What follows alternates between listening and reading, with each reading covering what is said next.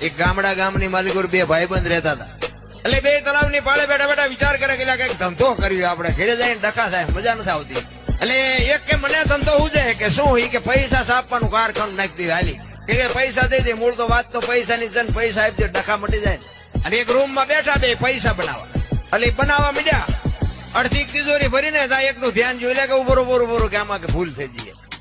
ઈ કે ભલામણ આમ જો દી ઉઠેડ્યો 15 નો સિક્કો લાગ્યો.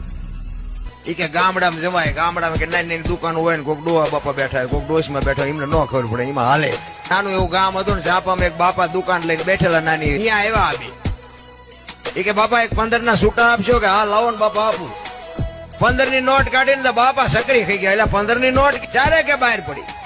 ઈ કે 15 માં થોડું એમ જૂઠું બોલતા શું, દેવો હોય તો દેવો, ન દેવો તો કઈ નહીં. હમણાં બહાર પડી કે તમને ખબર નથી. એટલે બાપાએ વિચાર કરીને કે આપવું ખરો, પણ કે 14 આપું, 15 નો આપું. બોલે એમને એમ કે આને 8 આના નથી આવે એવું, કે 14 લઈ લેવાય ને. એ કે સારું 1 રૂપિયામાં તમારો જીવ બગડ્યો ને, કે લઈ લ્યો, લાવો 14. એટલે બાપાએ ટેબલ નું એટલું ખાનું ખોલીને હાથની 2 આપી.